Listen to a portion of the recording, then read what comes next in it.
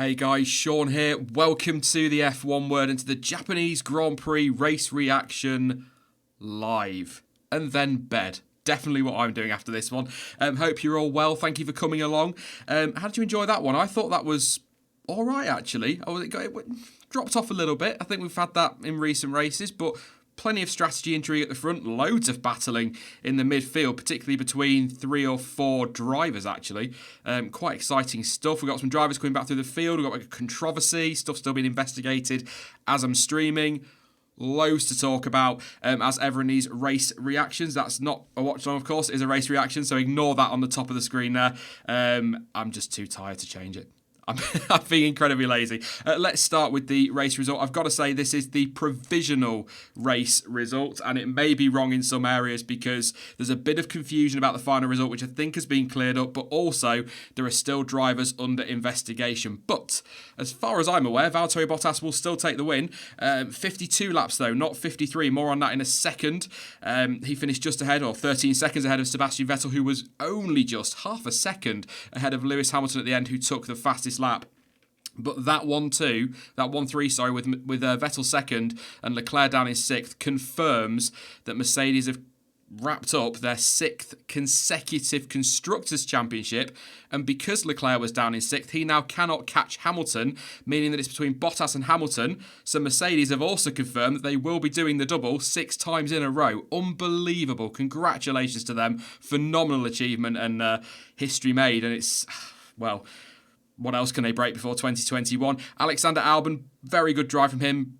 Career best, 4th place, if I'm not mistaken. Carlos Sainz, just being Carlos Sainz, 5th place, excellent from him. Charles Leclerc, Good recovery, but not the cleanest of races. That's probably the best way to put it. We'll talk about him quite a bit in a moment, I'm sure. Daniel Ricciardo, 7th place from 16th on the grid. Well done to him. Great drive. Perfect strategy from Renault as well. Pierre Gasly, 8th, question mark. And Sergio Perez, 9th, which is also a question mark because Gasly could face a penalty after taking Perez out on the final lap for them, effectively.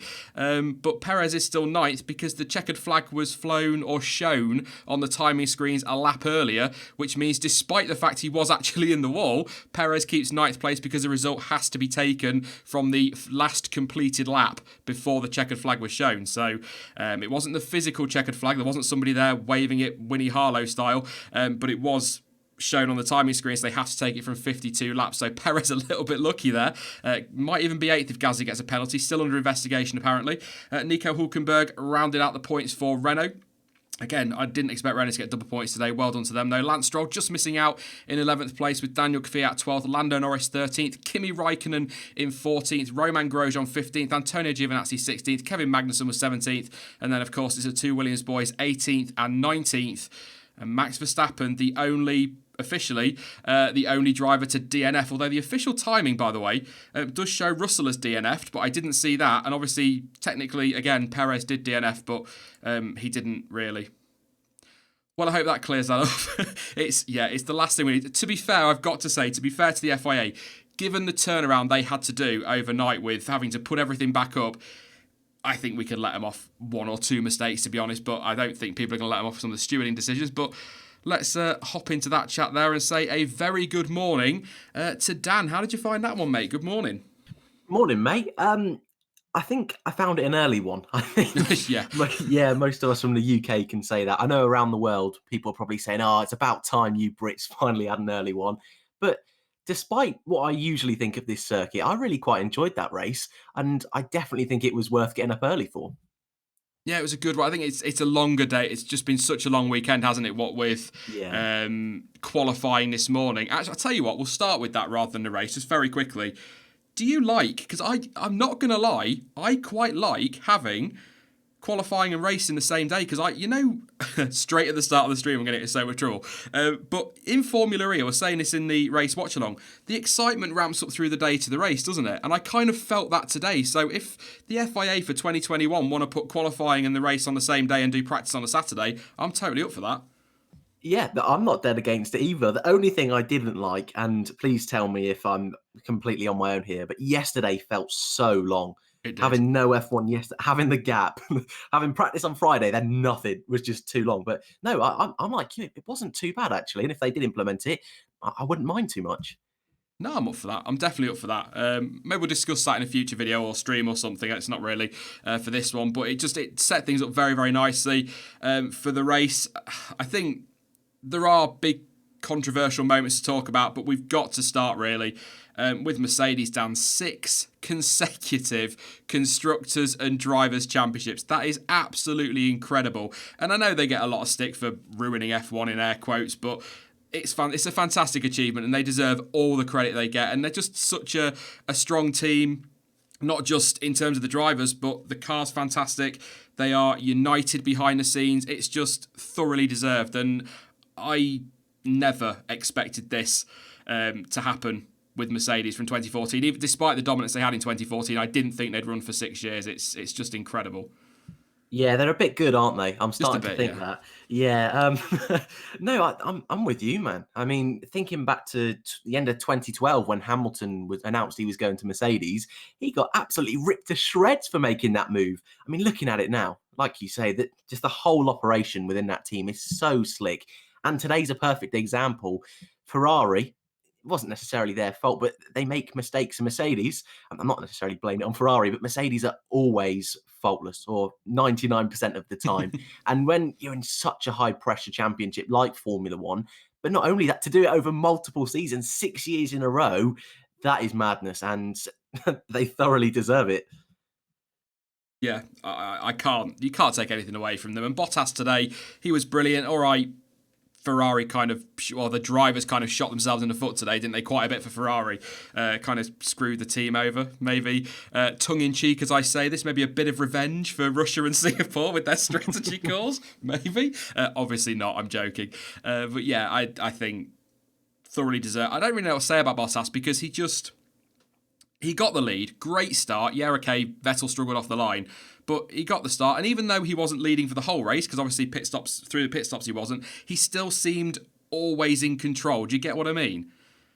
Yeah, no, I know what you mean, because sometimes we have these races where Bottas maybe has a first good stint and then in the second half of the race drifts off a bit or qualifies maybe down in fifth and stays there in the race. So it was nice just to see Bottas leading, but also comfortable at the front and putting in some good lap times. He never came under threat from the Ferrari, which probably was the best car on the day.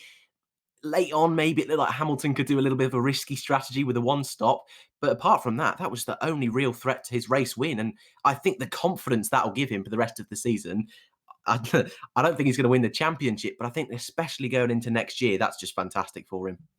There's a bit of confusion in the race, wasn't it? Certainly, as I was watching anyway, with strategy with Mercedes, because they came over, but they pitted Bottas, and then they came over the team radio and said, Valtteri, no, not that one, Valtteri, we're going to be pitting you once, and you're pitting twice, and Hamilton's pitting once, so you're going to have to catch him.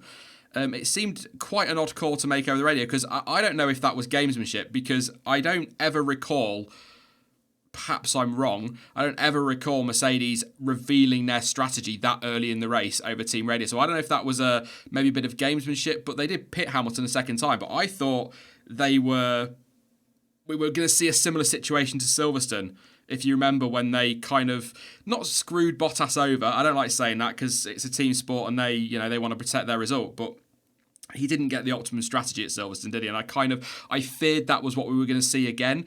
But his pace after that first pit stop, I think if they hadn't pitted Hamilton twice, he probably would have caught him and there would have been a great scrap at the front. And there has been an article that's come out since, actually, Dan, that said that in an interview, Toto Wolff has said they were considering leaving Hamilton out and then just swapping the drivers over on track. But if you were in a Mercedes position, do you think it was better to pit Hamilton and avoid that awkwardness of having to make that call? Because although Hamilton, let's face it, is going to win the World Championship, technically speaking, those two drivers are in a championship fight. So asking Hamilton to get out of the way for his main championship rival would probably cause a bit of a kick-off for a change. It's not usually a volatile fan base, but a kick-off in the F1 fan base. Yeah, I see what you mean there. I think Mercedes, in my eyes anyway, I think they were planning on doing a one-stop and hoping that Ferrari couldn't make the two-stop work. Obviously, that's not how things panned out. And although Hamilton looked like he might be able to do it, like you mentioned, they decided to eventually go for that two-stop. So I think they would have got a 1-2 if they left Hamilton out. I think even if Bottas had got by, I mean, obviously, we never know what would have happened, but I think there was definitely potential for a 1-2 there. But, and I think it was fair that they did the same strategy for both of them, although Hamilton was, although you don't like to use the word, I think Hamilton was screwed over a little bit on that first stint, leaving him out a little bit too long. But I've never said this before, but I agree with Crofty. I think today, I know, a scary thought, man. I think today their main focus was just sealing that constructors, making sure they get the points as hassle-free as possible. And okay, it was a little bit touch and go with that fastest lap at the end and got a little bit lucky that Leclerc wasn't able to get it. But I think they were just playing it safe today, getting as many points as possible at as little risk as possible. So, yeah, I kind of agree with you. I think there'd have been uproar if they tried to do a strategy that really favoured Hamilton. But at the end of the day, they've won the constructors today, and I think that's, at the moment, all they really care about. Couple of things super quickly before I carry on with the race. Firstly, if I ask a question then ramble on for 20 minutes, I'm just tired and I'm just talking crap, so just ignore me. Just ignore half the ramblings down and just answer the question, mate. It's the easiest way to do it. But also, if you can hear revving in the background, apologies. My PC, for whatever reason, has decided it wants to be a jet engine this morning. I don't blame it, but there you go. So that's what all the noise is, so apologies for that. But yeah, so do you think maybe Mercedes threw away the 1-2 today? I suppose it's a bit of a on-the-spot question, I guess, but... Yeah, I wouldn't say threw it away. like I said, I don't think that was their primary focus today, was to get a 1-2. I just don't think they needed to take the risk, to be totally honest with you. Even if they didn't get that fastest lap and didn't wrap up the constructors today, rather than having your two teammates fight against each other and risk a potential incident between the two of them, it's just not worth the hassle for me at this stage of the season. I don't know what you think. Yeah, I didn't hear Crofty say that, but I'm going to agree with you, Dan. That I think absolutely, yeah. I think the constructors was priority today, and it's what it does do actually is, with that wrapped up now, it means that we've got two drivers that are going to be allowed to fight. And I know Hamilton and Bottas and Toto Wolff are saying, "Oh no, they've always been allowed to race." We've seen at times this season they have not been allowed to race, so that's not entirely true. But I think we're going to get some good racing towards the end of the season. Bottas, although I think he knows in his heart of hearts he's not going to win the championship, he'll want to take it as far as possible. So for the team today, absolutely right. Most important thing was the constructors. So 1-3, although Hamilton didn't look particularly thrilled and was questioning the team's strategy over the radio, I think it was probably the right call. But I can kind of get Hamilton's frustration. He was leading. He was happy on his tyres. He probably didn't feel he needed to pit again. But the team, I think the team probably did do it to avoid that awkwardness, if I'm being honest. You can. But is Hamilton going to hop out of Bottas's way in a championship fight because the team have not messed up on strategy, but have maybe messed him about a little bit? I don't know, but that's a long-winded way of saying I don't know, Dan. There you go. It's be one of those streams. I could tell you that one. But very quickly, because we want to talk about Leclerc, but Sebastian Vettel, second place, just held off Lewis Hamilton with some pretty decent defensive driving, actually, given how long he'd been on those tyres. So good driving from him, really. But he jumped the start, but he didn't jump the start, but he did jump the start, Dan. I know that the FIA have rules and all of that nonsense, and this he was within this window, so it's okay. It's not really a jump start, but by the definition of a jump start, he jumped the start, didn't he? But no penalty for him. But at the end of the day, he didn't gain any advantage from jumping the start because he went from first to second and was done by Bottas before they even got to turn one. Do you think that should have been a penalty? Even, by the letter of the law, if the FIA to be believed, no. But is a jump start and should have been a penalty? If I'm honest, and sorry if I'm going to upset some people here, I did think it was a penalty. I understand the reasoning why, and like you say, that the letter of the law, technically, you could argue he was still within his pit box, so he could have just been readjusting. But Raikkonen was given a penalty last time. And I know it's a little bit different, but a jump start in my eyes is a jump start. And if Stuart was here, he'd be able to give you such a better technical analysis than I'm about to do. but if you started a little bit further back in your pit box, technically jump started, but you were still within your pit box, you're still gaining momentum. So if he hadn't have stopped, it would have been a jump start.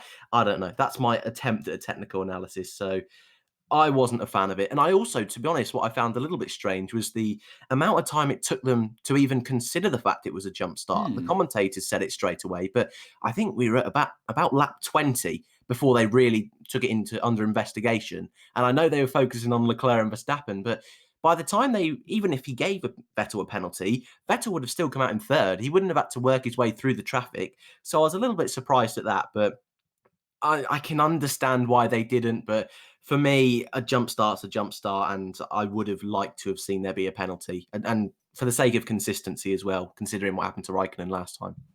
Annette said it in chat, and a couple of other people said it as well, that he didn't cross that yellow line. He didn't trigger the sensor. So that's what's effectively saved him from the penalty. And a couple of us saying didn't gain an advantage. Completely agree. He came off a lot worse. However, Kimi Raikkonen didn't gain an advantage and he still got a penalty. But because he'd crossed the sensor and crossed that yellow line, he got the penalty. So had Vettel been a foot further forward, or like you said, Dan, a little bit further forward in his grid box, he probably would have got a penalty. So I was surprised. I said in the watch along that generally when it comes to jump starts and pit lane speeding, things like that, if you are under investigation for pit lane speeding or a jump start, they are more often than not slam dunk penalties because they are a matter of fact. But now we know there is this, not grey area, but we know that now that you've got to trigger a sensor, which I think we probably all knew. If I bother to go back and read the rules again, I'd probably know that. But how boring are the rules? You ever try to read them? I was looking for stuff on Friday about what would happen for qualifying if they can't run qualifying. And this baffles me, by the way. Totally on one now. Totally off on a totally different tangent. But there's nothing written in the rules that say if qualifying can't happen, this is how we'll form the grid. I think that's absolutely insane when you consider that there are things in the rules for drivers not being allowed to change their helmets on a regular basis. But yeah, if qualifying doesn't happen, it's a free-for-all. Let's have a raffle. Do you know what I mean? I found it quite funny. They even said it in their press releases that because there's nothing in the rules, this is what we're going to do. So really weird. But anyway, that's my random moment. Let's talk about Charles Leclerc and Max Verstappen again. We just always talk about them these days. Turn one. I mean, first of all, excellent start from Max Verstappen to even be alongside Charles Leclerc going into turn one. But he tries to go around the outside, carrying that through into turn two. He's still on the outside. Charles Leclerc understeers into him. Bang. Verstappen in a spin, damages his car pretty much beyond repair, and he ends up retiring from the race a few laps later. For me, if that happens on lap 2 or 3, Dan, Leclerc gets a penalty. First lap of the race, I think the stewards tend to be more lenient, but in my opinion, whether it's just understeer or not, Leclerc's hit Verstappen, and I think if Max had done that to Charles, I think everybody's screaming penalty, and I think it's right that people are screaming penalty for Leclerc as well, because he's, at the end of the day, yes, it's understeer, yes, he lost the front end because he was behind Vettel, but he's still, again, in air quotes, out of control of his car, or not in control of his car at that point. He's hit Verstappen. I think he should get a penalty for that. Yeah, my opinion's not too dissimilar, to be honest with you. I agree if it was lap 2 or 3 or halfway through the race, it's pretty slam dunk. Although, I will say, I imagine we'll talk about a few incidents a little bit later on. They were quite lenient today, the stewards. I did feel that. I don't say that very often. I think, for me, you can't put any blame of Verstappen. You could argue that maybe he could have given a little bit more room on the left-hand side, but it was so marginal. His onboard, even the off-board shots, he was just not in the blame whatsoever. And like you say, Leclerc, a little bit punchy on the first lap. And okay, you could say, it's a first lap incident. We saw a similar kind of thing last time out, actually, with Grosjean, Ricciardo and Giovinazzi. That was 3 cars. This was 2. Leclerc, like you say, out of control of his car. It didn't infuriate me. I wasn't sitting there thinking, that should have been a penalty. But I did find myself thinking, that probably should have been. And to be honest, there might still yet be a penalty. It's still ongoing, I believe. But I think, nothing wrong from what Verstappen did. And Leclerc has probably got away with that a little bit lightly. Yeah, I mean, it depends what you read, to be honest, mate. I've had a look on Twitter, a couple of people saying that no penalty's been given, but nothing official whatsoever.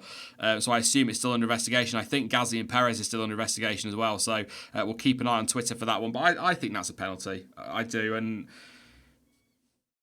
I think what might save him from getting one is the fact it was the first lap. And I do agree the stewards have been quite lenient. I think the Albon-Norris incident, I'm surprised that wasn't a penalty, because I believe a year ago that would have been. Maybe it comes down to what they were saying after Monza, that they're going to be more lenient. They're going to let them race. They're going to use the black and white flag as a first warning if somebody's driving particularly dangerously. So maybe it boils down to that. I don't know. But I think 12 months ago, Leclerc slam dunk penalty. Albon probably gets one as well, and Vettel would probably, I don't know. I think Vettel's was a technical one, wasn't it? So he probably wouldn't. The rules haven't changed that much in that time. So they were lenient, but I think also in some instances they might, if they don't give Leclerc a penalty, possibly unfair. But we want them to race. This is the thing, I keep saying this. We want consistency from the stewards. We want bad driving to be punished, especially if a driver ruins somebody else's race, but we also want them to be allowed to race closely, and this is going to happen if drivers are going to be going wheel to wheel, and we want them to. It's finding that balance, isn't it? And also and we say this all the time, Dan, with the driver steward changing every weekend and other stewards changing all the time, you're not going to get consistency completely. So we'll see what happens with that. I mean, I think penalty for Leclerc, if I'm being honest, but I also think there needs to be a word. I think Ferrari are being at least talked to and are possibly under investigation. Again, nothing official. I've just seen some rumours on social media from some journalists and whatnot that are over there in Japan that Ferrari are under investigation for not bringing Leclerc into the pits for his damaged front wing. I don't know if that's like investigation as in could face penalty, or whether it's just going to be you've been a bit naughty, here's a $5,000 fine or something like that. I don't know. But Leclerc, I mean, look, Ferrari should have pulled Leclerc in the pits. I'm gonna bring the safety thing out. Yes, we've got the halo now, but there was a big chunk come off that front wing that smashed onto Hamilton's car. That could have been very nasty. And that black and orange flag should have been out pretty much straight away, and Ferrari should have used some common sense and pulled him in the pits. I mean, at the end of the day, Dan, they pulled him in 2 laps later, so why couldn't they have just pulled him in straight away? It's stupid to drive around with that kind of damage. Yeah, I fully agree. Especially because, I mean, we've seen it already with Ferrari. I think maybe similar kind of thing in Monaco where Leclerc just ended up just bombing it with damage. I mean, very easily, that front wing, I mean, Jonty's banged on about this all year, how delicate front wings are this year. But very easily, that could have just flapped in the wrong direction, gone underneath the car, a little bit like Vettel in Bahrain, and then his race is completely over. So I'm surprised the team, I mean, obviously they have the full analysis, and it was just the end plate. But even like you say, just the end plate, that did some serious damage to Hamilton's car, sliced off the wing mirror, which looked pretty cool. But that's not the point. It's dangerous. And like you say, that black and white flag, not black and white flag, black and orange flag should have been waved sooner. And if it had, and we weren't aware, then yeah, there probably should be a little talking to or a little fine. Freeze in chat, just referring to the black and orange flag as the meatball flag. That's what I'm referring to it as. 15 seconds of penalties coming Leclerc's way as per Binotto. 5 seconds for the clash with Max. 10 seconds for Ferrari ignoring the FIA's call to pit Leclerc due to damage. That comes from Luke Smith from, he's a journalist obviously, most of you will know him, who writes for Crash.net. I'll just read that again. 15 seconds of penalties for Leclerc, 5 seconds for the clash with Max, and 10 seconds for Ferrari ignoring the FIA's call to pit Leclerc due to damage. So the FIA told them to pit him and they did not. So that's not official, but I don't know. I don't know about you, Dan. There are, I think, Chris Medland, Luke Smith. I tend to take what they say as pretty gospel. They're pretty reliable. Yeah, definitely. I'm a little bit surprised at that though. I think that's, I mean, like we just said, 5 seconds for the first incident, I think is fair enough. But 10 seconds. I mean, the word in there, like you say, it's not 100% certain, but if the FIA had asked him to pit, then I can understand why. If it was the team saying it and there wasn't anything official, then a little bit different. But if the FIA are clearly saying you have to come in, then yeah, that's a pretty slam dunk. What does that do for Leclerc then? 15 seconds. He was 8 seconds up the road from Ricciardo, so that will put Ricciardo 6th, Sainz 5th and Ricciardo 6th. I like that. He would just avoid dropping below... Oh no, comfortably avoid dropping below Gasly, sorry. So he will be P7, Charles Leclerc, so he drops 1 place. And it goes, do you know what? That goes right back to what I said in the race watch along. There was a possibility he was going to get a penalty. I said Ferrari would daft for pitting him to go for fastest lap because he would have dropped a position. Had he not pitted, I think he would have been far enough up the road to avoid losing that place. So, yeah, not good. Not good. So Leclerc would drop to 7th then, is what we've got there. So if you are watching this... after we're live, that result on screen now is completely wrong. Leclerc is dropping a place, and we still don't know about Gasly and Perez either, but it's one of those things. I think I agree with you. 5 seconds for that incident with Verstappen seems fair, and I think it's a safety thing, isn't it? The 10-second one, it's a safety issue. That debris... There was a lot of debris flying towards Hamilton's car, and they've got to be careful with stuff like that. So, got to set a precedent. Plus, it's an FIA instruction. The FIA have said to Ferrari, get him in the pits, and they've ignored that. And that's pretty much as out of order as you're going to get, really, isn't it? Ignoring race stewards. So, probably quite fair. But yeah, I don't really know. Was there anything about Leclerc? What I will say is, all right, it was of his own making, 100%. But phenomenal comeback, really. The overtaking, some of his overtakes were brilliant today. Yeah, I was just going to say, I mean, part of me would love to give him driver of the day, but 15 seconds worth of penalties, that's definitely not going to be happening. But yeah, some of the moves. I mean, last year, Sebastian Vettel went for a move on in spoon on Max Verstappen, and did he get ripped into? Everyone's saying that's not a place you can overtake. I think even Brundle said it in commentary.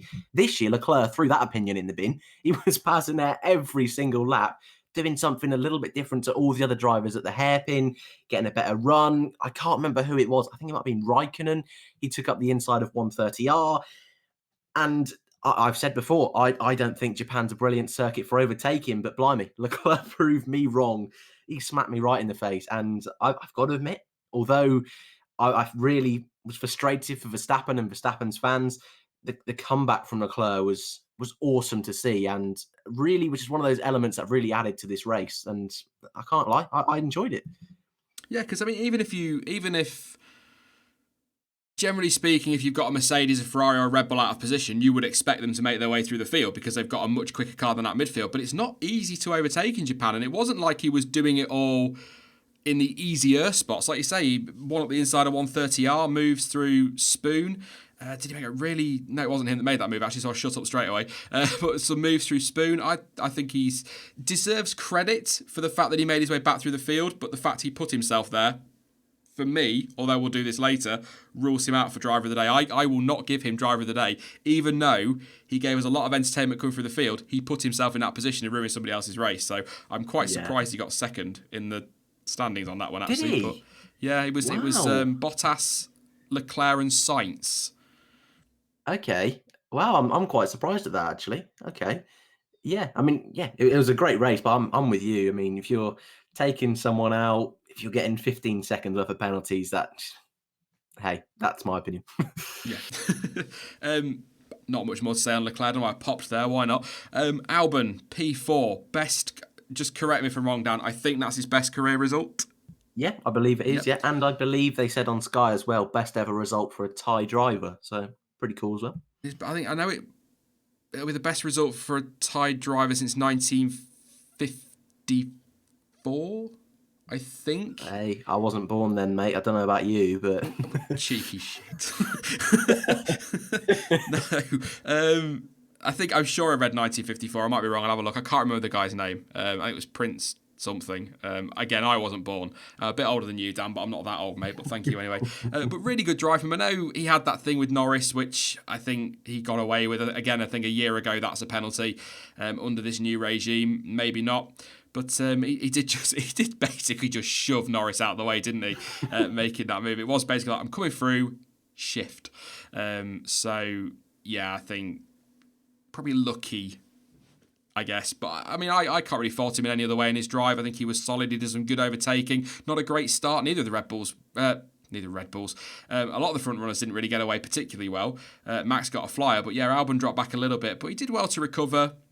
Fourth place, yeah, all right. If Leclerc's in position, he's fifth, and if Verstappen finishes, he's probably sixth. But that's what he's supposed to be doing, Dan. He's fourth, and I'm not picking on Gasly with this one, but when Verstappen made rare mistakes or was out of position earlier in the year, Gasly wasn't picking up the pieces. Albon is, and I know there's been some misfortune for Verstappen, but isn't Albon outscoring him since he moved to Red Bull?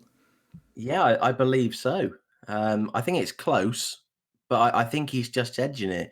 I think this is a really strong weekend from Albon, and I think he's had strong weekends ever since he's moved to Red Bull, to be totally honest. And like you just mentioned, the main couple of reasons they got rid of Gasly was, first of all, that consistency. He wasn't being that rear gunner to Verstappen, but also he wasn't moving through the field quick enough. So if Gasly dropped back through the pack on the opening lap, it would take him the majority of the race to get through, if he would get through at all. So I think Albon's really proving that, okay, a bit too much argy-bargy with Norris, I think is fair to say. And he passed Sainz through a good strategy with the pit stops doing the undercut. But apart from that, same lap time as Verstappen in qualifying. Whether Verstappen's got issues or not, we're not 100% sure. But Gasly was never that close in qualifying. And part of me thought, that's a little bit unlucky for Alex. It was exactly the same time. But that's a real statement of intent, I think, from Albon. Even though he's sixth, just to be right there with him, I thought was a really good job. And then in the race, like you say, Verstappen had that incident on lap one, but Albon was there to pick up the points. And Red Bull didn't have that in the first half of the year. And that's why they're out of the running for second place in the Constructors. But I think this is another race, another perfect example of why they probably will keep him for next year. We'll come back to Albon in a minute. Some breaking news. I need a big dramatic graphic, don't I, for breaking news. Sergio Perez and Pierre Gasly, no further action. The stewards determined that both drivers contributed to the contact as car 11, who was slightly in front and on the outside of the track, took a narrow line towards the apex of turn 2, while car 10 on the inside of the track, and likely not fully visible to car 11. So essentially both to blame. Racing incident, no further action. But there is more. Oh, it's all kicking off, Dan. Confirmation from a number now in the media saying that it is penalties for Leclerc, 5 seconds for the Verstappen collision, and an extra 10 for not pitting when instructed to, plus a €25,000 fine. So a whopper of a fine, not really for Ferrari, but you get the point. But also, that drops him to P7 behind Ricciardo, but Racing Point have protested the legality of the Renault. I'm going to read this from Toby Gruner. I think it's Gruner. I'm not very good with German, but yeah. There is an official protest lodged by Racing Point against both Renault cars' preset lap distance dependent brake bias adjustment system. Answers on a postcard. I'm sure there are people that know exactly what that means in the chat. Brakes. Something to do with the brakes, but Racing Point are protesting the Renault cars. So if that were to turn into a disqualification, Perez could end up... Well, Ricciardo would get thrown out, wouldn't he? Stroll would get a point. Perez would jump up a position. Oh, dear. All these post-race decisions, Dan, it's turned into Formula E, mate. This is ridiculous. This is getting out of hand now. Wow, I don't remember the last time a team got both cars disqualified. Oh, I suppose... Alfa Romeo. Germany. Yeah, but yeah. That was the race start, wasn't it? For technical infringement. Yeah, for technical. I don't remember the last time that happened. Maybe Italy last year with Haas, their floor. But apart from that is so rare. And considering Renault's pace in qualifying and in practice, yeah, I'm really out of sorts.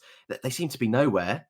Their race went really well today, so that'd be a really big kick in the teeth if they don't get points, because that was a strong race from both drivers, I thought.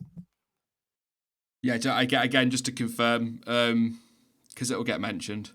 So Alpha weren't disqualified from Germany. They were dropped out of the points. 30-odd second penalties or something like that. I don't know, but they weren't disqualified, but they were dropped out of the point. As good as disqualified, really, and they lost their appeal as well. So, yeah, it's all kicking off. It's all kicking off in F1. So if you are watching, again, a little bit later on, that result is probably... You're already looking at that result going, Sean, you've done that completely wrong, mate.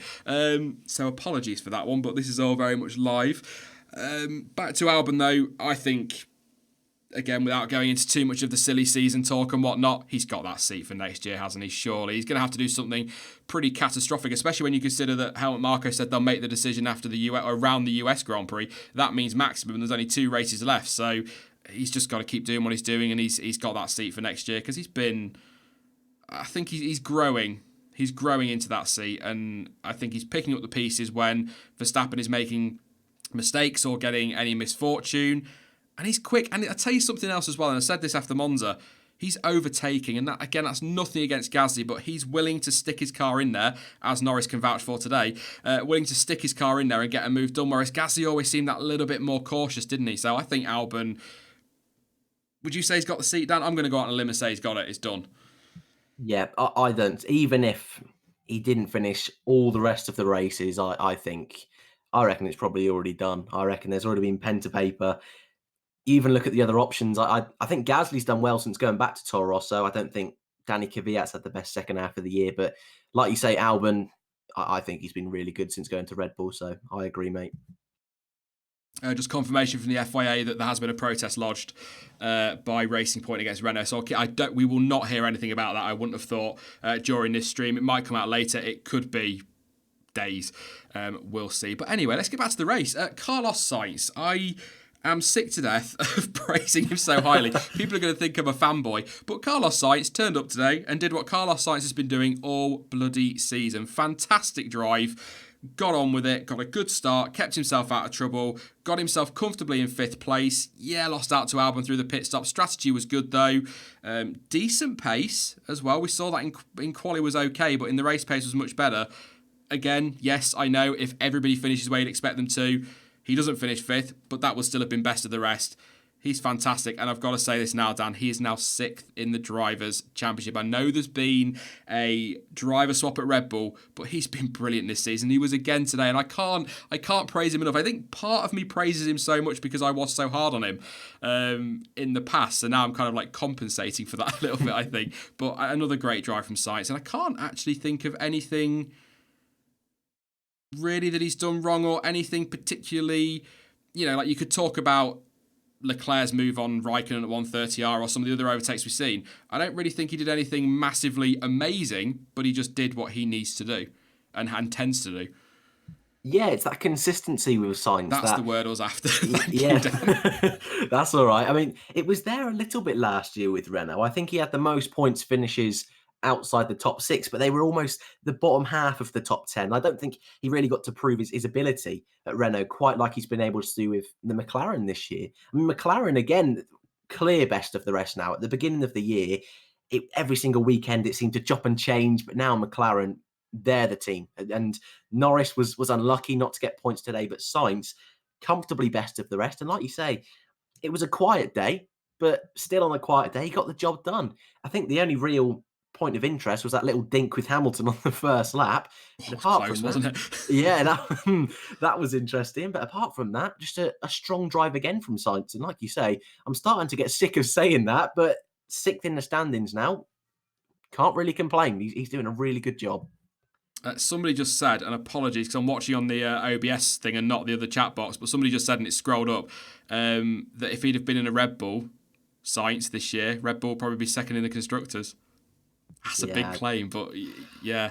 I don't want to get into this now, but I am always going to see Sainz as the one that got away. I think I discussed that on the, oh my God. Oh, whose show was I on? The F1 debate show. The F1 debate show earlier this week. We were discussing that, and he's the one that got away for Red Bull. Definitely, he's so settled at McLaren, but I don't want him to leave McLaren now because I think him and Lando Norris have such a good relationship. It's mad. He's absolutely brilliant. So yeah, great performance from Sainz. I kind of feel bad not saying much more on him, but I can't say any more other than using the word I wanted to use rather than the 94 I used instead.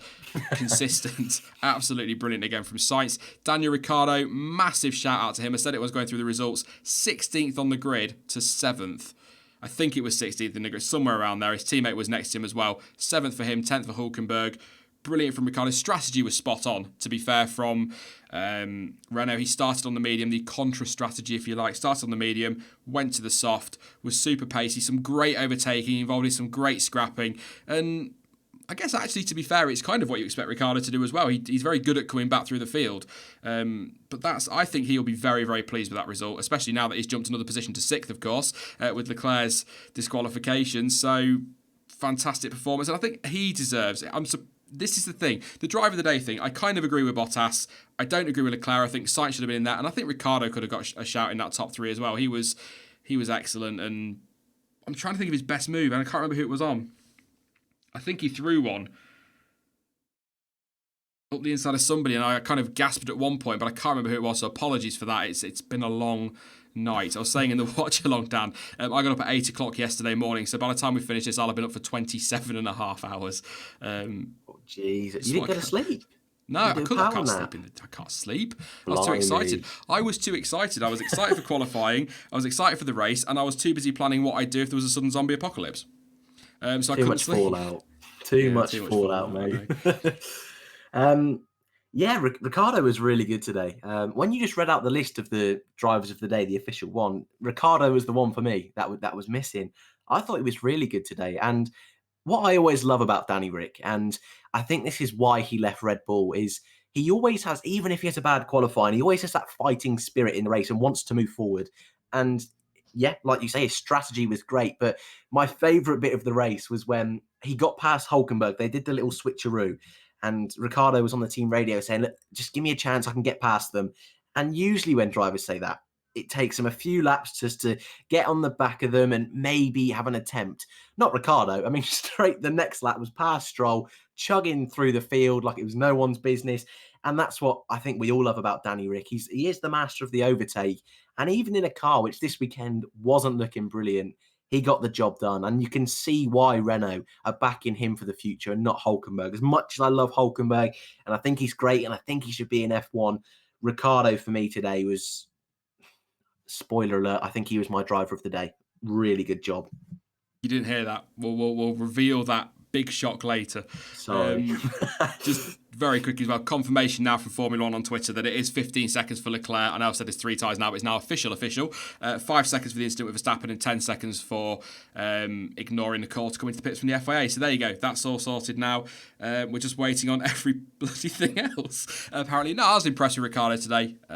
But he's another one of those, like Sainz. And do you know what? Sainz, Raikkonen and Ricciardo, I say this about so often. I'm never surprised by what they do. If they have a good result, everyone's like, oh, it's amazing. You're like, it is amazing, but you kind of come to expect that of them, which I feel really bad about, actually, to be fair, because they should be given credit. But when they do that so consistently, you come to just, do you know what I'm getting at? I feel, trying to explain it as best I can. I agree, because Sergio Perez, I mean, I don't know, he is in the points again, but he scored in the first 3 or 4 races, and then he had a complete drought. And then since the summer break, he scored 6th once, 7th twice, points today. But like you say, it all goes under the radar because you just expect it from those kind of drivers. They're super consistent. Whereas if a Giovinazzi got a 6th, you'd think, oh my God, driver of the day, yes, nailed on. But these guys just, even though Perez as well today and Ricciardo out in Q1 through to the points, and even on the end of the first lap, half of them were into the points. So you just expect it. So yeah, you feel bad a little bit, but that's just the kind of drivers they are. He's dragging the results out of that Renault as well, isn't he? Yeah, definitely. I mean, that this weekend, I mean, like you just said, there might be a little inquiry there, but even so, that car wasn't great. It hasn't been great all year, and yet they still believe just a little bit that they could pit McLaren in the championship. I'm not too sure, but double points today on a weekend where they shouldn't, maybe there is still hope for them.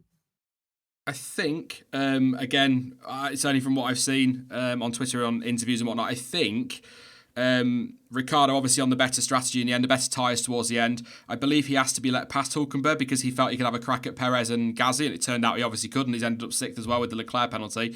I don't know. I don't remember hearing any team radio of Renault telling Hulkenberg to move, but Ricciardo got past him. Had Renault told Hulkenberg to move, absolutely the right call. Ricciardo was so much quicker at that point. He cruised up to the back of Hulkenberg, and it's a good shout. So I don't know for sure if that was a team order, because it was one of those that when you watched him go past Hulkenberg, it was like it could have been a team order, or Hulkenberg just used his brain and made it a little bit easier for his teammate. It's the right call. So I think as well, Nico, it's in air quotes again, it's only 10th, but it's 10th from 15th, 16th on the grid. So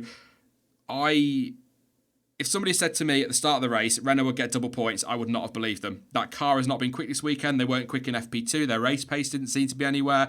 They were poor in qualifying, and they end up with double points. So I think Renault, although there'll be disappointment with some of the pace they showed, I think they'll be very, very happy with the result. And I'm not sure it's going to make much of a difference in the constructors. I think it confirms them pretty much in 5th place. I don't see anybody catching them, but I do not see them catching McLaren either. But you never know, Dan. 4 races to go, a couple of crazy races. Maybe McLaren gets sloppy. I think somebody just said in chat, actually, that McLaren have scored at all but 4 races. So based on history, you'd expect McLaren to have a rough race somewhere.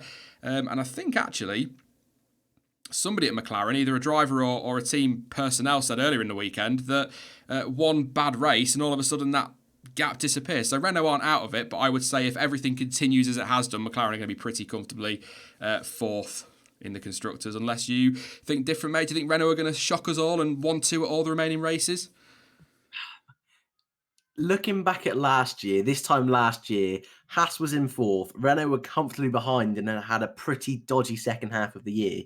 And then in the final few races, just were absolutely on fire. So I'm not going to throw all my cards down just yet, but McLaren are looking good. And next time out in Mexico, not so much the power-based circuit, so potentially McLaren, who I think have a better chassis than Renault, that could be a big race for them. So I think I mostly agree with you, mate. I think it's pretty wrapped up now, but never say never.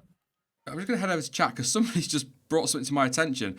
Christopher, in chat says Sainz has more points than Renault. I thought, no, he hasn't. I've just checked. Renault, 75 points. Carlos Sainz, 76. That's quite impressive, isn't it?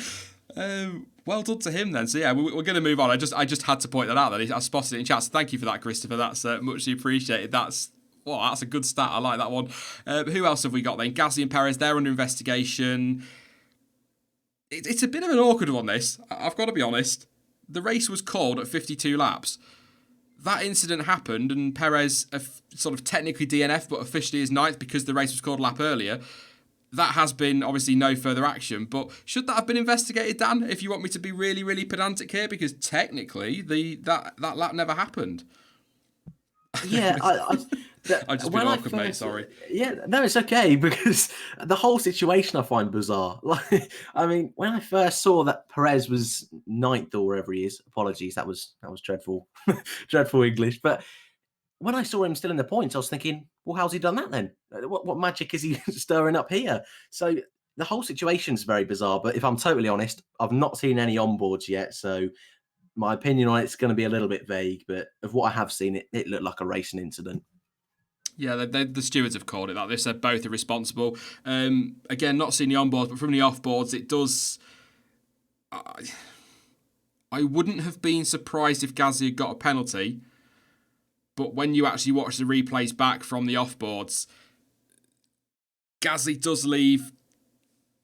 Gasly isn't left a lot of space, is what I'm trying to say, to really do anything about it, and Perez does turn in, and Gasly also kind of doesn't really avoid the incident either. So I think. I wouldn't say 50-50, but I think it's close enough to 50-50. Let's not get into that for it to be a racing incident. But I think both drivers, again, Gasly, solid, but he seemed to fall away a little bit towards the end. But I don't know what that was, tyres or anything like that. Sergio Perez, another one outside the point. I think 12th, was he, at the start of the race, somewhere around there, and he's got into the points again. I think Racing Point were pretty impressive today. Actually, a shame that Stroll couldn't grab a point because they had good pace. Bit of a surprise, actually. I'm not going to lie. I wasn't expecting it. But Stroll, to be fair to him, just, again, did what Stroll does. Got a really good start. And that set him up quite nicely for the rest of the race. Do you know what? Say what you want about Lance Stroll. One thing he can do is start a race. He is bloody good at that. And he's, yeah, there you go. I don't really know what to say about Gasly and Perez. It was a bit of a... That scrap, was it? Who were they? Ricciardo, Gasly, Perez, Hulkenberg and Stroll, and I suppose throw Kvyat in there as well. Just seemed to be a race-long battle. And when it went quiet at the front, it was great that the TV direction went straight to them and we were watching them battle because they were consistently within a couple of tenths of each other, sort of one behind the other, and it was great to watch. So thank you to those drivers for keeping us entertained whilst... the front runners were all working on strategy and keeping us intrigued, but they kept us entertained, and I think every single one of them, Sainz, Ricciardo, Gasly, Perez, Hulkenberg, even Stroll and Kvyat as well, even though they missed out on points, deserve a lot of credit for their drives today. Not easy to overtake in Japan, as we've already said, but I don't think there's anything I can really add on any of them, Dan, unless you've got something I've missed on Kvyat, Stroll in particular. No, not really, but what I will just add there quickly is I didn't expect the cars to be able to follow so well. I mean, overtaking, like you say, that little midfield fight was brilliant. All of them, each lap, there seemed to be at least one of them in that pack making an overtake, which, like I say, I said it a little bit earlier on, I didn't expect overtaking, and I found it quite refreshing, but a good, strong battle, and up until the last lap, a clean battle. So I'd love to see more of that every single race. Yeah, I think TV direction had its poor moments today, but I don't want to be too hard on the FIA because they demolished effectively all their infrastructure pretty much around the race weekend because of obviously the typhoon moving in, and they did 2 days work in about 4 hours.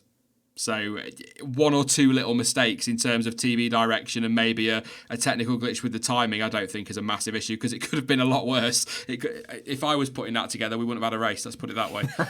We'd still be waiting on Thursday for the Grand Prix to get going. So yeah, I think great job from the FIA actually, and everybody involved at the circuit for that one because I wasn't convinced when I saw the curfew was lifting at 5 a.m. I wasn't convinced we'd get qualified, not because of the weather, but because I didn't think they'd have everything in place. So massive shout out to them. I mean, some were saying on Twitter that qualifying shouldn't have gone ahead at all because we saw the wind was so high that I don't know if Kubicza's was anything wind related. I think his was just a mistake, but Magnussen losing the back end. But as it turned out, it all kind of went off without a hitch, didn't it? Apart from obviously drivers making mistakes. Yeah. I didn't expect the weather to be fine either. I mean, I'm not a very good weather forecaster, but the fact it was a dry race surprised me. But like you say, just the carnage that was on social media that you could see there, and that was just on social media, what it must have actually been like to turn that around in 24 hours. Yeah, hats off to them. Yeah, I've got nothing else to say. I'm just quite impressed with what they do, really, when you think about it. But anybody else to talk about? Lando Norris, we kind of covered him with Alex Albon. He fell away. I think he was struggling on tyres at one point and never really recovered. He pitted quite early, I seem to think, Norris. I'm just going to have a double check. I'm just going to check his lap charts and whatnot, because I'm sure he pitted quite early on. Pitted on lap 7. Yeah. In the end, and then again on 21, then again on 28. So I think his tyres had fallen off a little bit by the time he got to lap 20, 21 on those mediums, in traffic, of course, overtaking and whatnot. So, yeah, I think that was probably why he lost his pace. Kimi Raikkonen, do you know, I'm going to be quite honest. Raikkonen, Grosjean, Giovinazzi, Magnussen, Russell and Kubica, I can't remember seeing anything of. It may well be that they had one of the best scraps of the day and I just can't remember because I'm knackered. But I am pretty sure we saw next to nothing of them. And the fact that they're 14th, 15th, 16th, 17th, 18th and 19th and relatively comfortably in those positions, there probably wasn't much to say on them, to be honest. Well, I've got to come clean. I was keeping an eye on Romain Grosjean. Never. So I know, dreadful. I think what the two Haas cars and the two Alfa Romeo cars did was stop relatively early on, but they went onto the hardest compound. And then the four of them just stayed in I think it was Grosjean, Raikkonen, Giovinazzi, Magnussen, for half the Grand Prix, just were in their complete world of their own. At the back of the race, the tyres had no pace. Both cars were pretty awful. And then late on, I think Grosjean made a mistake in the final corner, I believe, and Raikkonen overtook him. But apart from that, it's, like you say, a nothing race for them. And considering Grosjean again in the top 10, I was kind of confident, but at the end of lap 1, that was over. He was right down the back of the field with Magnussen. So I think for both of those teams, a weekend to forget. It's just mentioned in chat there, apparently Norris had some debris in his brake ducts, so that would explain that for sure. That actually explains why Ted Kravitz said his tyre was on fire, or his brakes were on fire when they went for his pit stop. So that would explain that. It would also explain the early pit stop. But yeah, just on your point there, Raikkonen, Grosjean, the two Haas boys and the two Alfa boys all pitted pretty close to each other, 15, 19, 18 and 17 for their laps, and all onto the hards. It's quite a weird strategy, unless it would... I mean, Grosjean went to the end, to be fair, so he did 36 laps on the hard tyres, which is pretty easy on the hard tyres. They're going to do a race distance, aren't they, really? So, yeah, Gio and Magnussen pitted late on as well. Gio 3 laps on the softs at the end, Magnussen 5. So I just don't remember seeing much of them. And I don't think, given that you are, commander-in-chief of the Grosjean army, and even you can't tell me what they really did in the race. Yeah. That was noteworthy. That kind of says it all, doesn't it? But Russell and Kubica, they were there, weren't they? I've got to... a couple of people were giving Kubica a bit of stick earlier, but he was a long way off his teammate in the end. We can't deny that. He was a long way off Russell in the end. 87.7 seconds. His car was rebuilt in 3 hours or something like that. The fact he even was in the race is huge credit to Williams. Fantastic for them to be able to turn that around. He was a bit grumpy. I think it's fair to say he's not happy. For him to even be on the track, quite frankly, this weekend is for the race is quite a turnaround. So he was never going to be right on the back of his teammate and at his best anyway, was he? Because he's got a car that, they've rebuilt it. He's never technically driven that car before. It's a new car. So credit where credit's due on that one. But he wasn't happy, Dan. And I don't know what I missed. But he said in his interview after his crash in qualifying that it all started on Friday. And there are a number of reasons that he won't go into. I don't know if this is something to do with that new front wing that Williams didn't put on the car. I've not seen anything to confirm that, so I don't know. Yeah, that's the only sort of murmurings I've heard is about this potential front wing. Whether it's that they just couldn't find the right setup and they needed a bit more time, I don't know, but yeah, he did seem particularly grumpy. So I think something must have gone on because usually drivers in that kind of situation put their hands up and say, "Ah, I lost the rear a little bit and ended up in the wall." Obviously, a little bit more upset than that, a little bit more driver-esque. But yeah, he was quite frustrated. So I definitely think something's gone on behind closed doors that the public isn't privy to. Yeah, I will know, won't we? I'm sure we'll find out at some point. Looking forward to not him leaving. This will sound awful. Looking forward to him leaving Formula One, not because he's leaving, but because I think we'll get a bit of the truth of what was going on at Williams. Because it's been a disastrous season. It was a disastrous winter. It's probably going to be disastrous again this winter. It's just not working for them at the minute. You laugh, otherwise you cry.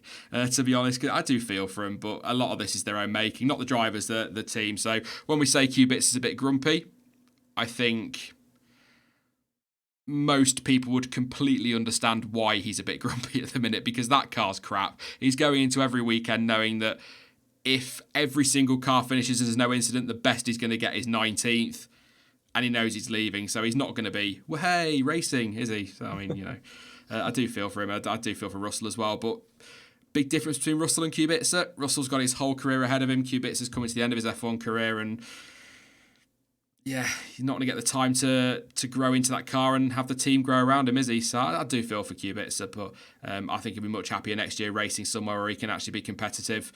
We talked about Verstappen, the incident with Leclerc, not much to say there. So I guess we come to that point then, Dan, where a couple of things. First off, what would you rate that race out of 10? Oh, Yeah, you see, you thought it was going to be driver of the day, didn't you? Got you. yeah, you've got me there. I'm going to go with a 7 out of 10. Room for improvement, but I liked it. I hope I'm not miles off there and I'm going to get shouted at. What did you go with? That's all right, mate. A 7.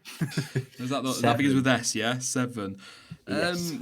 Chat, agree with you. Jane is saying 7. Warren's gone with 8. A couple going with 8. I was thinking 6. Ooh, boo.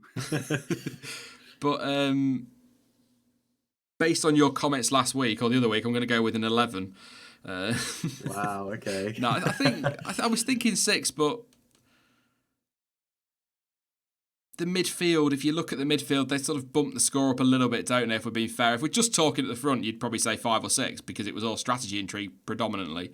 But if you look through the field, it probably is higher, but I'd probably say 6. 7 tops. I think FIA steward just said solid 6, a strong 6. So we'll go with that one. So Annette says I just need more coffee, probably. Now, to be fair, any more coffee and I'll be on the ceiling. I don't think that's a very good idea. But yeah, driver of the day, Dan. Just everyone brace yourself because this will be. He's not even thought about revealing his driver of the day yet. Who have you gone with, Dan? You've caught me off guard here. Wasn't ready for this. I think I will go with Daniel Ricciardo. He was pretty good today. That's a surprise. Yeah. I mean, for people that weren't here earlier on, I spoiled it earlier. Sorry, everyone. I ruined that one. No, I just think he was really good today. And it was definitely close between Bottas, Sainz, and Ricciardo. But Bottas and Sainz, for me, they had relatively comfortable Grand Prix. There wasn't too much going wrong. But for Ricciardo, he was on that alternate strategy. He asked the team if he could move Hulkenberg out the way, put a bit of pressure on himself, got the moves done, nice and clean. Can't really ask for much more. What do you reckon, chat? A few of you saying Bottas there. Let me know a surname for your driver today. I think Bottas is a very good shout. I tend to agree with the official one. But because he got the official one, I'll pick somebody else as a second, if you like. I'd go Sainz. I'll go Carlos Sainz. I think if we'll cover all bases, Dan, that's Bottas, Sainz, and Ricciardo all covered. There'll still be somebody that goes, oh, what about Perez? But I think Bottas deserves a lot of credit for his drive today. Kept it cool. Like I say at the start, always looked under control, even when he wasn't leading because of the pace he had. And I never looked at Hamilton and thought he's going to win this race. I always thought Bottas had it in the bag, really, even with the strategy mix-ups and whatnot. Although, like I said at the start, I did wonder if Mercedes were going to try and pull a Silverstone, but they decided not to in the end, or Hamilton and Mercedes were going to decide to, but they didn't, so that's a good thing for Bottas. But I think Sainz and Ricciardo, good shouts. I'll read a couple out from chat, and then we'll take a couple of comments and questions, and then I'm off to bed. I'm definitely doing that, mate. It's been again, I've really liked having everything in one day.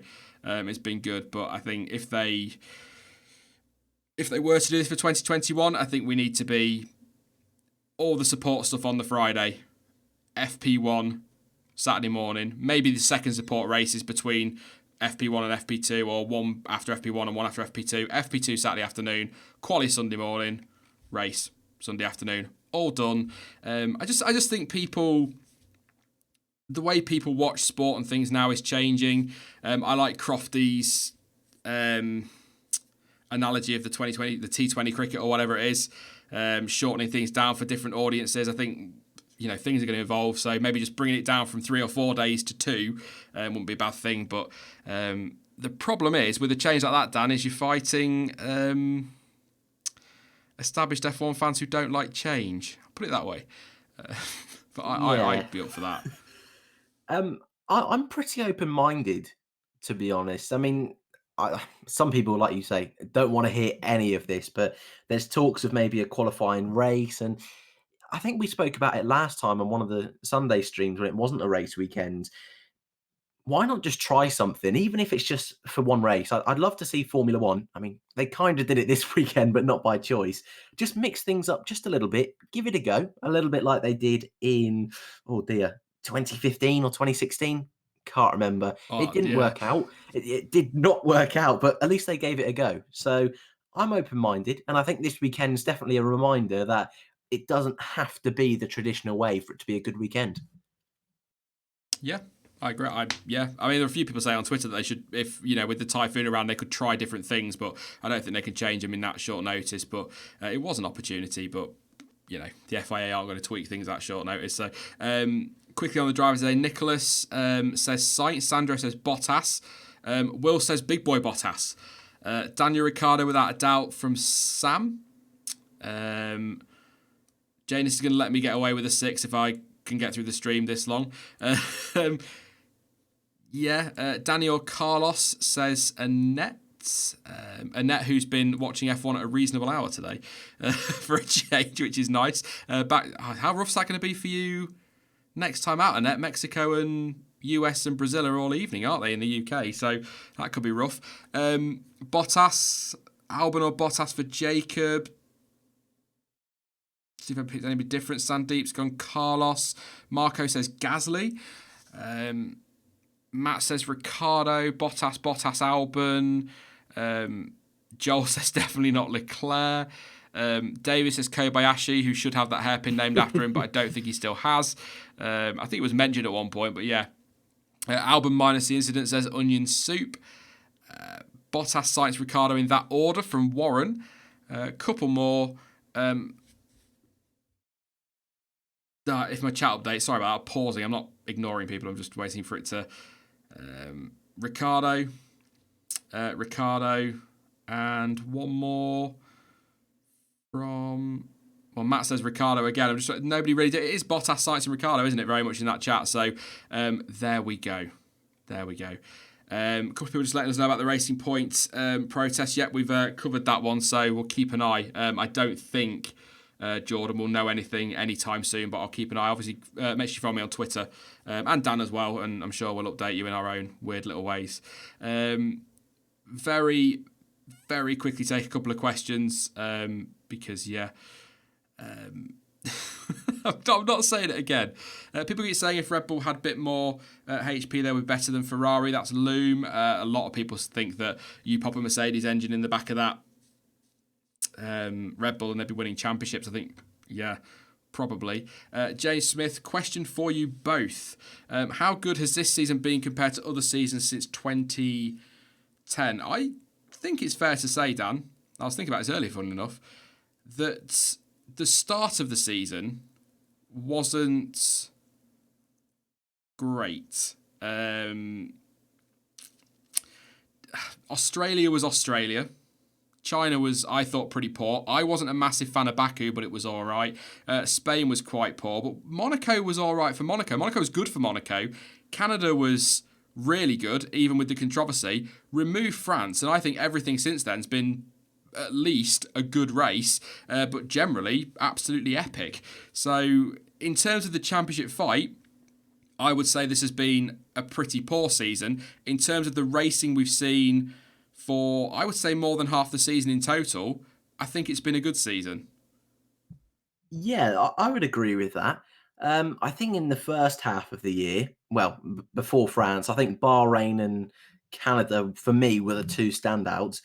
But like you say, ever since then, every race has been, at worst, it's been a solid Grand Prix. I think for me, the worst race since the summer was perhaps Singapore, and that wasn't a bad race. So it's not been too bad. I think last year was a little bit underrated. I did quite enjoy 2018. And like you say, what took away from last year and this year was the championship fight. Don't get me wrong. I think years like 2010, 2012, 2013, even, I think were a little bit better. But I've really enjoyed this year, to be honest with you. And you know what? We've still got a few more races to go. And what I'm loving at the end of this season is we're going into each weekend and you don't know who's going to win. You don't know which car is going to be the best car. Most people thought Red Bull would come here this weekend with their updates and be the quickest team. After practice, people thought it would be Mercedes. After qualifying, people thought it would be Ferrari. And I absolutely love that. So I think even though the championship's done and dusted mostly, I still think this year's been pretty strong. I've said this a lot this season. Mercedes get a lot of hate for dominating or whatever the early stage of the race, the early stage of the season. Don't hate Mercedes for dominating. Hate Ferrari for not bringing their bloody car they had in testing to the start of the season. Because if they had this, if you just imagine this last, what would it be now? Getting on for 10 races. You take these last 10 races. If we had that from the start of the season, this year's championship fight would have been absolutely epic. And it's just frustrating that Ferrari weren't getting their car right. They had their issues. I think was it correlation issues or something like that. So they were struggling with that early season. Red Bull and Honda weren't quite where they needed to be. It was almost an open goal in the end for Mercedes. And I've been saying it since Spain, that constructor's title has been wrapped up since then. 5 consecutive 1-2 finishes. But since then, it's been so much better as Ferrari have got on top of things. And look at post-summer break. Would people be calling the season boring if Ferrari had turned up and delivered dominance that they've shown in testing and have shown certainly in qualifying since the summer break? I don't think they would. I think people are desperate for somebody else to win the world championship, and I don't mean another driver. I mean another team. They want to see another constructor win a world championship, and then that would obviously mean another driver would win. But do you know what I'm getting at? I think people are getting fed up with Mercedes winning all the time, but I can't look at it like that because they are perfect in so many ways because they've got the best driver on the grid. Oh, that's going to get me in trouble. They've got a very good second driver. They've got a great team boss. They've got great infrastructure behind them. They've got the money. They've got the car. They've got the power unit. It's all in place. So I can't slate them for that. I don't think many people do. I think people just don't like seeing one team win all the time. We had it with the Ferrari era, the Red Bull era. People talk about that being dominant. It was not dominant. Am I alone in this, Dan? And let me know in chat. The Red Bull era was not dominant. 2010, they did not dominate. 2012, they did not dominate. It's only really 2011 and 2013 that they dominated. Well, I was just about to say the exact same thing. Like, people look at this year and think, oh, it'd be great to see a different winner. I mean, 2012, Alonso pretty much had that, not wrapped up, but that final race of the season, it looked like it was going to him until Vettel had a really good comeback. 2010, I mean, McLaren could have won that year. I know that sounds crazy. McLaren won the championship. I mean, even 2009, Red Bull were right there. So I think Formula One goes through these phases. Every sport does. I mean, I'm not brilliant on other sports and records, but it's just one of those things. And I think you've summed it up perfectly. I mean, it's not like Mercedes are miles and miles in front, but it's not like Mercedes are doing anything wrong. It's other teams just need to catch up just that little bit. And I think, although some people are saying, oh, next year it's going to be the same, it's going to be Mercedes just walking over everyone and winning it again, I don't think that's the case. And even the last couple of years, Ferrari were in that hunt right until the very latter stages of the season. So I wouldn't write off anyone next year. Yeah, it would kind of be nice from a neutral point to see it change up a little bit, see a different team name up there. But apart from that, nothing you can take away from Mercedes. They've just been that good since the hybrid era. Hassan wants to know about regulation changes and the fact that teams don't agree with them. I'm going to do that in either another video or we'll maybe do it as a stream at some point, get a couple of people on and discuss it, because long story short, I'm not impressed. And if I start now, Dan will have to drive here and slap me around the head and tell me to shut up for 10 minutes because I'll just go off on one. So not impressed is what I'll say now, but we will do something on it. We absolutely will. We'll take another very... I'll keep that one. I will keep that one. When do you think the championship is going to be won? That's another from Hassan, so I'll answer that one for you, mate. I think Mexico, Dan, to be honest. I think Hamilton will do enough there. I think if he wins and gets fastest lap, Bottas has to finish third to keep the championship alive. But without the fastest lap, Bottas only needs to be fourth. But I think Hamilton will probably do it in Mexico. No. I'm a liar. I'm going to say the US. I'll tell you why. Because I don't think Mercedes are going to be all that good in Mexico. And I think that could be a track for Red Bull and Ferrari to go. You've got the massively long straight. So that's Ferrari setup. And it's a good track for Red Bull generally as well. So Mercedes, he might not do it. He might not do it in Mexico. I think that's the first chance he's got. So I'll go US. I don't want him to win it for a third year in a row at Mexico either. Let somebody else party with him for a bit. Do you know what I mean? It would be 3 in a row in Mexico. Do you think he'll do it next time out, or do you think it will be a couple more races yet? Well, I can't lie, mate. When you said yes, he was going to win it in Mexico, I thought, oh, that's interesting. I've got a different opinion here. And then you completely switched and said everything I just had stored up in my brain.